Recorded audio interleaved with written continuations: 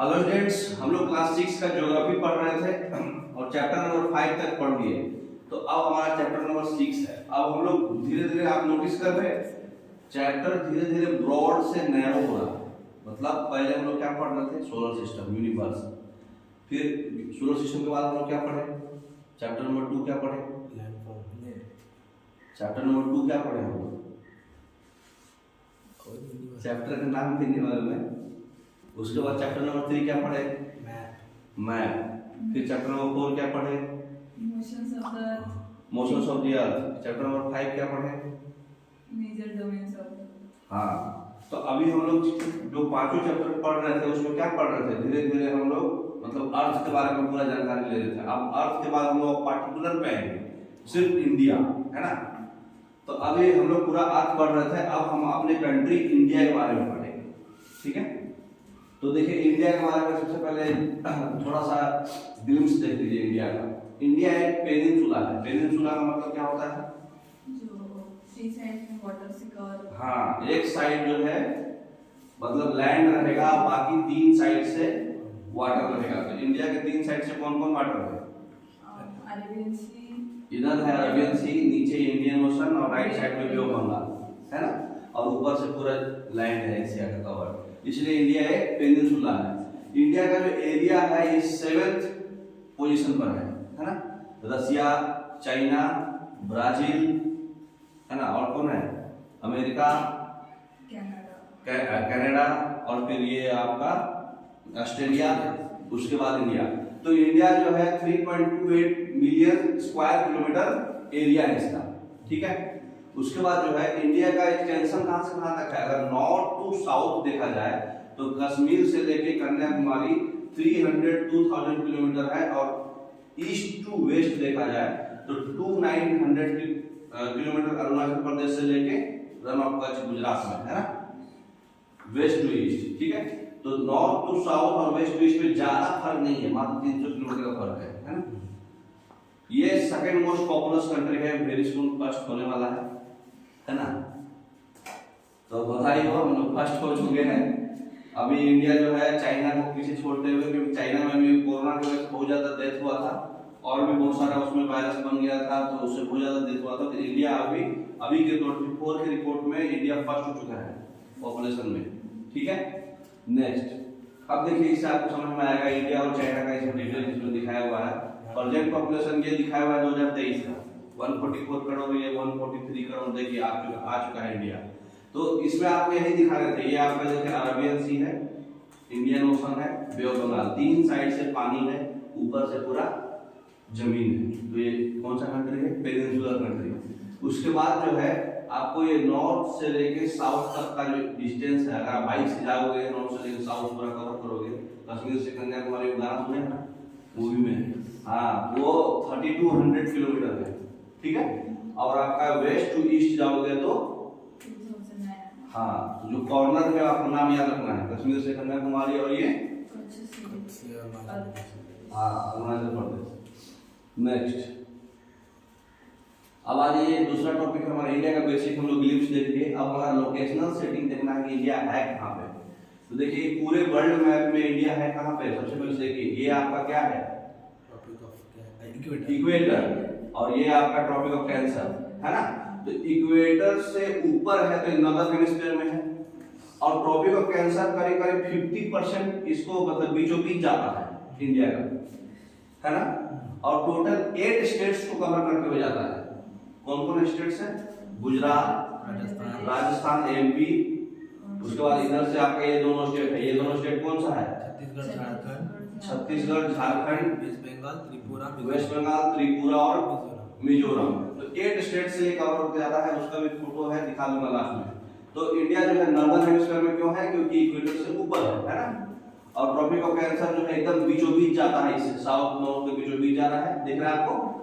तो ये अगर नॉर्थ और साउथ का इसका देखा जाए तो 8 डिग्री 4 मिनट नॉर्थ और 37 डिग्री 6 मिनट नॉर्थ लैटिट्यूड्स है, ठीक है। लैटिट्यूड्स क्यों है? इंडिया का ये पोर्शन है, ये 8 डिग्री 4 मिनट नॉर्थ है, और ये पोर्शन जो है 37 डिग्री 6 मिनट नॉर्थ है। तो इसका जो मतलब क्या बोलते हैं, लैटिट्यूड्स क्यों है? क्योंकि इसका पॉइंट ऐसे ऐसे रहेगा ना, इसलिए लैटिट्यूड्स है। अच्छा, लॉन्गिट्यूड्स में अगर देखा जाए वेस्ट टू ईस्ट में तो 68 डिग्री 7 मिनट ईस्ट और 97 डिग्री 25 मिनट ईस्ट लॉन्गिट्यूड्स है। ये 68 डिग्री और 97.25 ये ऐसे ऐसे जाएगा, ये लॉन्गिट्यूड्स है। पॉइंट आपका यहाँ आएगा लेकिन उसको दिखाने के लिए लॉन्गिट्यूड्स ये ऐसे ऐसे रहेगा ना। तो ये जो पोर्शन है 68 डिग्री 7 मिनट ईस्ट और 97 डिग्री 25 मिनट ईस्ट, ये कहाँ, इसके बीच में हम लोग मेरिडियन लेते हैं, स्टैंडर्ड मेरिडियन। दोनों का एवरेज है, दोनों का एवरेज हुआ 82 डिग्री 30 मिनट। क्यों? क्योंकि दोनों के बीच में 1 डिग्री को 4 मिनट का डिफरेंस हो जाता है लॉन्गिट्यूड, आप पढ़े हो पहले चैप्टर में। तो 1 डिग्री को 4 मिनट होता है, ये करीब करीब जो है 30 डिग्री के आसपास आ रहा, तो करीब करीब आपका जो है 2 घंटे का डिफरेंस हो जाएगा। तो पता चला कि हम यहाँ पे गुड मॉर्निंग बोल रहे हैं तो वहां पे गुड मॉर्निंग हुआ नहीं, है ना। तो इसको सॉर्ट आउट करने के लिए इन दोनों का बीचों बीच पोर्शन को लिया गया, मतलब एक यहाँ का कॉर्नर लॉन्गिट्यूड, यहाँ का कॉर्नर लॉन्गिट्यूड, दोनों के बीच के लॉन्गिट्यूड को हम लोग स्टैंडर्ड मेरिडियन लिए हैं, ताकि 1 घंटे का ही गैप रहे कॉर्नर कॉर्नर में, 2 घंटे के गैप को बचाने के लिए। इसलिए मीडियन बीच वाले को हम लोग स्टैंडर्ड ले लिए हैं, उसी का टाइम हम लोग फॉलो करते हैं, ठीक है। नेक्स्ट, तो जो लोकल टाइम जो है 4 मिनट से चेंज करता है, तो 1 डिग्री लॉन्गिट्यूड में सन जो है 2 घंटा पहले ही आ जाता है अरुणाचल प्रदेश में एज कम्पेयर टू गुजरात। अभी आपको पता है करीब करीब 30 डिग्री का डिफरेंस है, तो 4 से आप मल्टीप्लाई कीजिएगा 2 घंटा हो जाएगा। इसलिए लोकल टाइम को एडजस्ट करने के लिए दोनों के एवरेज को लिया गया है इंडियन स्टैंडर्ड टाइम, जो मिर्जापुर से क्रॉस करके जाती है, यूपी में है ना, ताकि टाइम डिफरेंस का डिफरेंस कम हो, है ना। नेक्स्ट,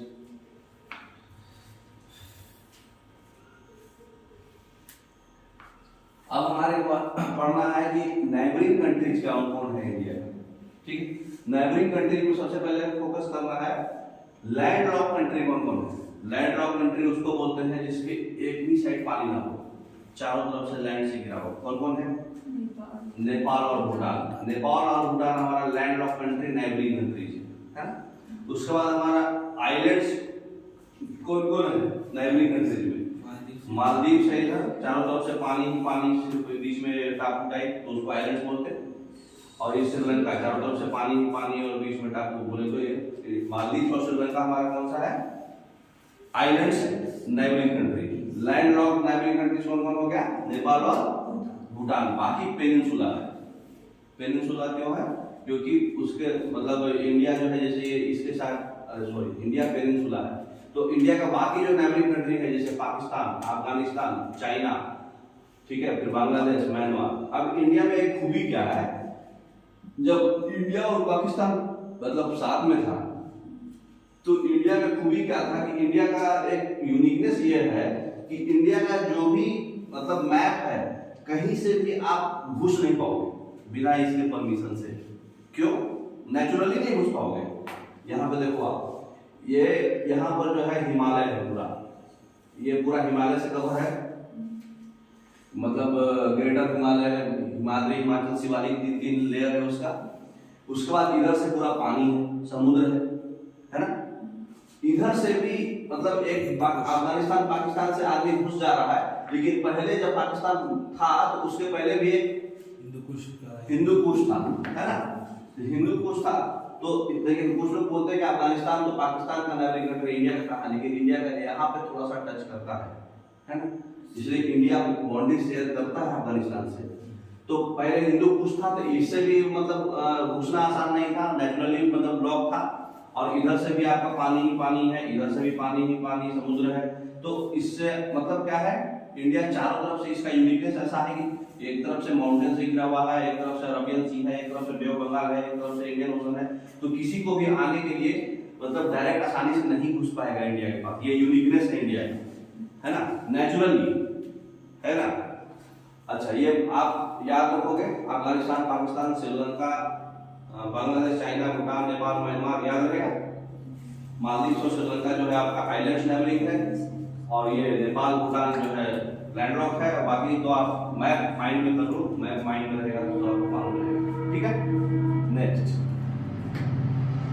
ये जितने भी नेबरिंग कंट्रीज है याद रखिएगा, टोटल 8 है। कितना है? 8। तो ये सबका फ्लैग्स है। नेक्स्ट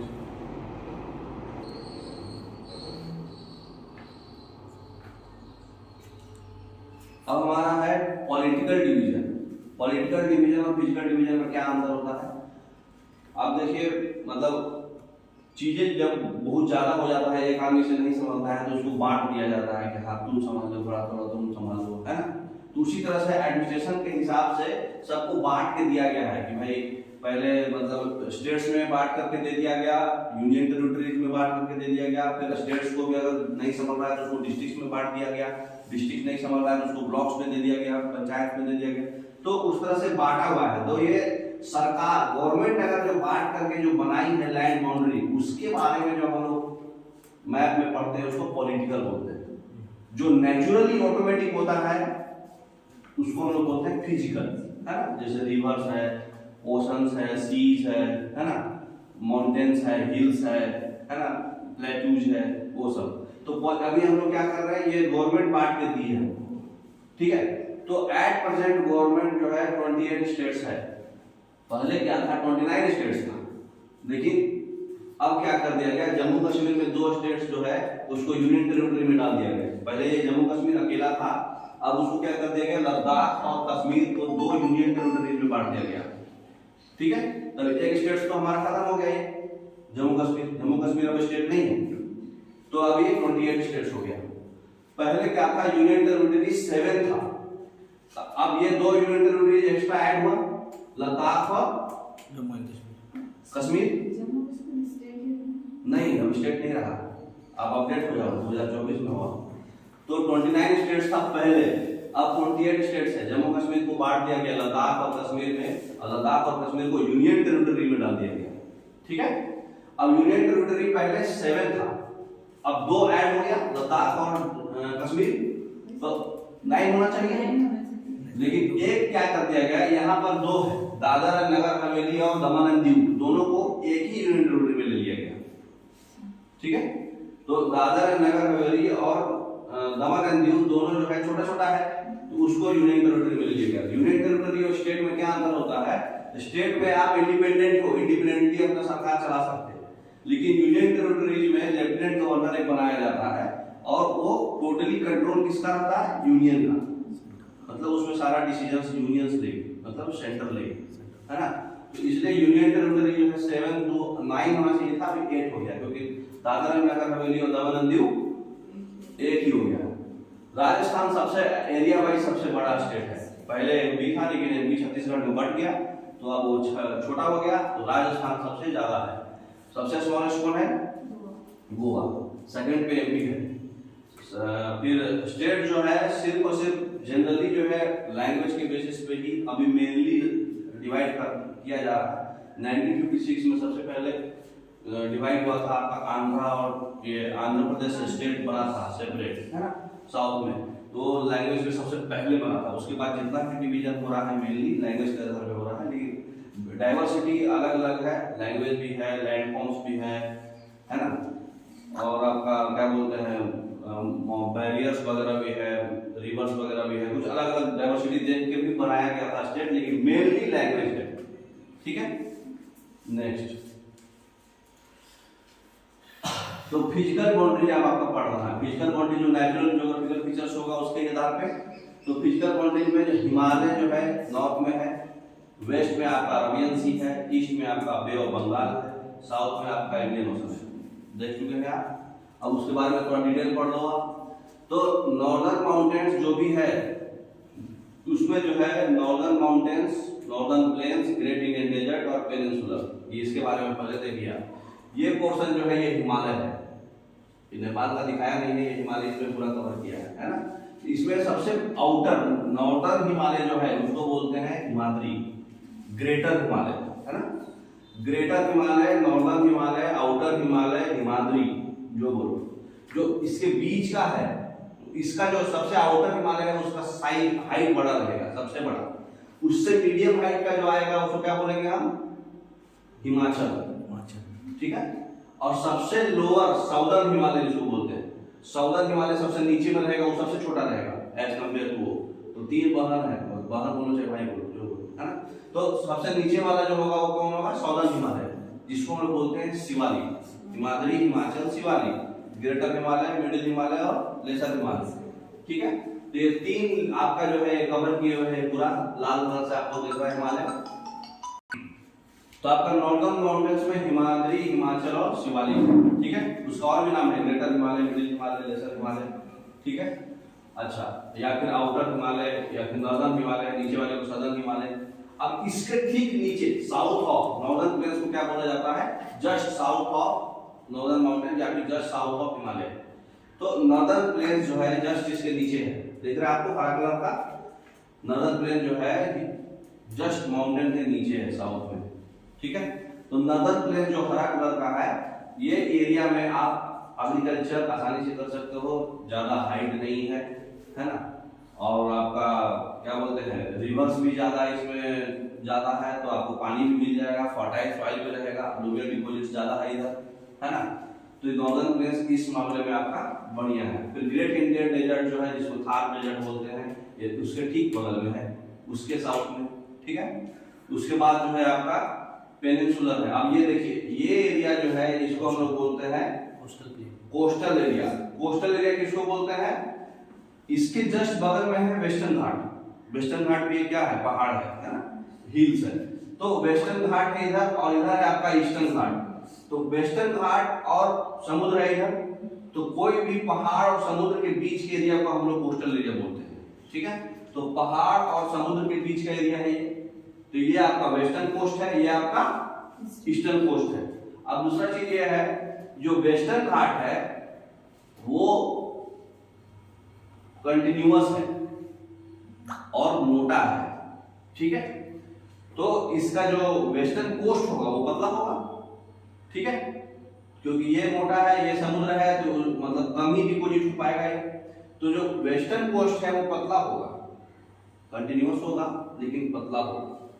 लेकिन ईस्टर्न घाट जो है वो डिसकंटिन्यूअस है, कहीं कहीं बीच बीच में गैप है, क्योंकि 90% रिवर्स जो है, जैसे नर्मदा और ताप्ती रिवर जो है अरबियन सी में जाके गिरती है, उसके अलावा 90% रिवर जो है बे ऑफ बंगाल में जाके गिरती है।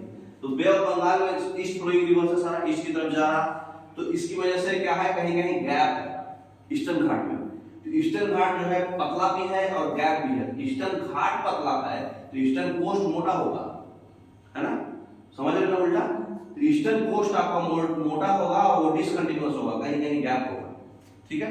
तो वेस्टर्न कोस्ट में टोटल 5 है वेस्टर्न घाट, और इधर 4 है, टोटल 9 आपका कोस्टल प्लेन है, ठीक है।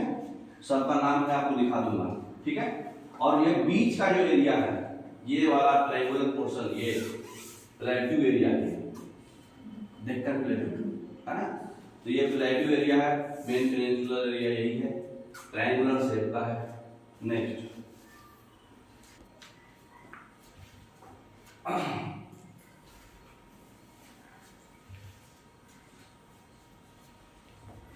अब हम लोग को पढ़ना है ईस्टर्न घाट, वेस्टर्न घाट और कोस्टल प्लेन्स और रिवर्स ऑफ इंडिया और कोरल्स।